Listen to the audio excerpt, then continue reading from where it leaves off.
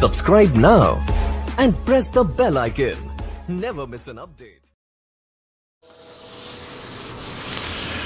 अब विष्णु पुराण के अंदर श्राद्धों के विषय में काफी डिटेल दी है। वो डिटेल दे कौन रहा है? कहीं तो औरव ऋषि राधा सगड़ को बता रहा है और ये कह रहा है कि मैंने ये बात पितरों से पता लग गया था, पितरों ने ऐसे बताया।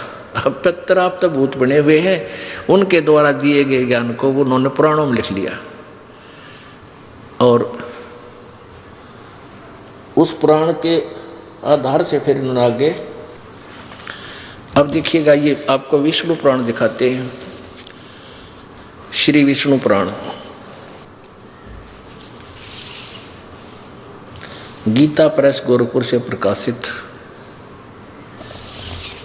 इसके कौन है अनुवादक?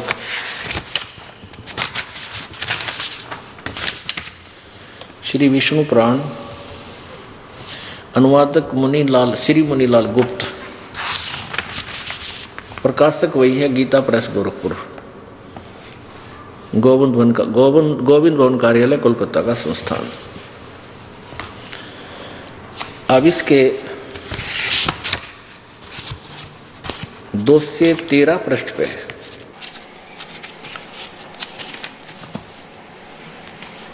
ये देखिएगा, तृतीय अंश अध्याय नंबर 16 और यहाँ है 15वें अध्याय में 16वां यहाँ से शुरू होता है। इसमें क्या लिखा है कि हे राजन, श्राद्ध करने वाले पुरुषों से विश्व देवगण, पितृगण, मातामह और कुटुंबी जन सभी संतुष्ट रहते हैं। हे भूपाल, पितृगण का आधार चंद्रमा है और चंद्रमा का आधार योग है, इसलिए श्राद्ध में योगी जन को नियुक्त करना अति उत्तम है। हे राजन, यदि श्राद्ध भोजी 1000 ब्राह्मणों के सम्मुख एक योगी भी हो तो वह यजमान सहित उन सब का उद्धार कर देता है। अब का एक देसी कहावत थी, बोला अंधा नोतर दो बुलावे। अंधे का नोता देते एक उसकी उंगली पकड़ का होगा, दो हो गए खागड़। तो कहने का भाव ये है कि हम इन ब्राह्मणा नैर और पंगे पावा, इसमें बहुत कुछ लिख रखा है कि पितरों के श्राद्ध निकाला जब तो या तो 2 ब्राह्मण हो या 4 हो, 6 हो, 8 हो, 10 हो, ऐसे जमाने चाहिए। और उत्तर में मुंह हो, उनका पूर्व में मुंह हो और भूतांगे कड है तो उनके फिर 1, 3 ऐसे 5, 7 यानी जो 2 से भागना हो वो हो। अब परमात्मा इसमें स्पष्ट कर रखा है कि एक योगी 1000 ब्राह्मण हो भोजन के श्राद्ध में भोजन करने वाले और उनके सामने एक योगी हो। ओहो, योगी कौन होता है? गीता जी अध्याय नंबर 2 के श्लोक नंबर 53 में कहा कि अर्जुन, जब तेरी बुद्धि भिन्न भिन्न प्रकार से भ्रमित करने वाले भिन्न भिन्न प्रकार के वचनों से हटकर एक परमात्म तत्व के, एक परमात्मा के ऊपर स्थिर हो जाएगी, तब तो तू योग को प्राप्त होगा।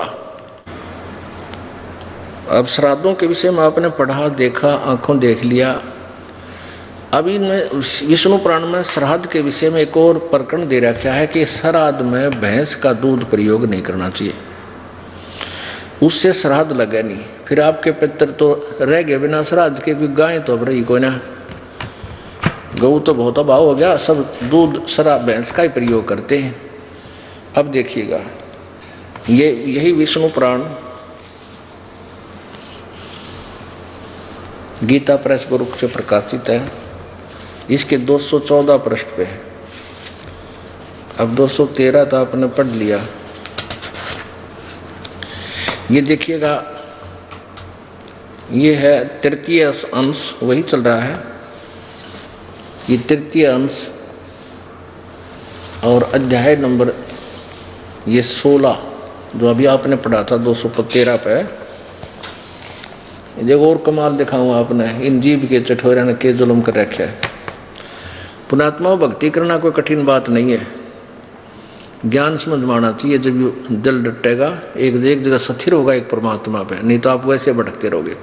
आपको दृढ़ करने के लिए दास ने का यही प्रयत्न है कि आपको रंग दो इसे रंग में, क्योंकि आप सब बालक नहीं है, समझदार हैं, बालक भी समझदार हैं। तो अब 5वीं 6ठी कक्षा के बालक की कंप्यूटर चलाने लाएंगे तो आध्यात्मिक कंप्यूटर न देगा, मोड़ न देंगे।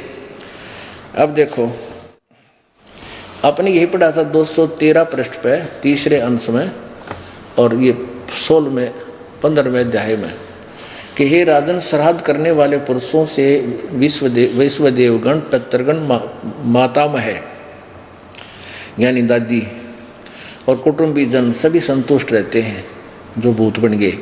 हे भोपाल, पितृगण का आधार चंद्रमा है और चंद्रमा का आधार योग है, इसलिए श्राद्ध में योगी जन को नियुक्त करना अति उत्तम है। हे राजन, यदि श्राद्ध भोजी एक सहस्र ब्राह्मणों के सम्मुख एक योगी भी हो तो वह यजमान के सहित उन सब का उद्धार कर देता है। ये तो उदाहरण आपको दे दिया रविदास जी ने, उन 700 कारगिल रानी का उद्धार कर दिया। आगे देखो 16वां अध्याय।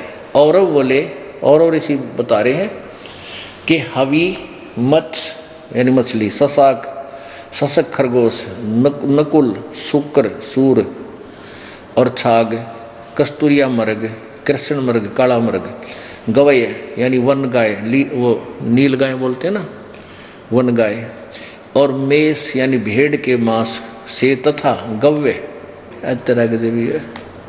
यहाँ देखना संस्कृति इनकी, इन्हें गाय का मांस इसका अर्थ है, लेकिन इसने घुमोड़ दिया, थोड़ा सा अनुवाद कर गलत कर दिया। गव्य गौ के घी दूध आदि से पितृगण कर्म से एक एक मास अधिक तृप्ति लाभ करते हैं, और वर्गणी पक्षी के मांस से सदा तृप्त रहते हैं। ये और मीठा होगा कि मैं स्वादिष्ट होगा इनके लिए। और हे नरेश्वर, श्राद्ध कर्म में गंडे का मांस, काल साक और मधु अत्यंत प्रशस्त और अत्यंत तृप्तिदायक है। अरे वाह, यानी जो जिसने जो जी चठोरी थी वो बढ़िया बता दिया कि गंडे का मांस हो जाता, कहना है कर गेलो शायद, आहा जी पंगारी धर दे इनके। अब देखो इसमें स्पष्ट लिख रखा है, ये जो इसका अनुवाद है कि हवी, मत्स्य, ससाक और ये गव्य। यहाँ देखो हवी, मत्स्य, सस्य, नकुल से शोकर यानी सुअर, और यहाँ गवैयर ये है गवर और गवियन, और ये इसके विषय में यहाँ लिखा है। यहाँ अब हिंदी पढ़ेंगे क्योंकि यहाँ गवियन यानी ये मांस के लिए ही लिखा सारा कुछ। इन्होंने डरत्या न कदे कोई हिंदी पढ़ लेने का मांस का, गां का मांस खाने का लिखा है और हिंदू थराशर फोड़ दें, तो इसलिए यहाँ कर दिया गौ का घी दूध लिख दिया, बाकी यहाँ मांस। अरे घी दूध का जिक्र नहीं है कितना, ये तो मांस के ऊपर प्रकरण है। तो गाय का मांस भी इन्होंने लिखा है कि वो भी खाना चाहिए। थरा फिर मुसलमानों ने बुरे क्यों बताना थे भाई हम, ये तो कसाई घराए बैठे थे दुश्मन, ये ऐसे प्रकरण लिख कर चले गए हमारे लिए। यहाँ देखो आगे, अब यहाँ देखो ये 214 पृष्ठ पे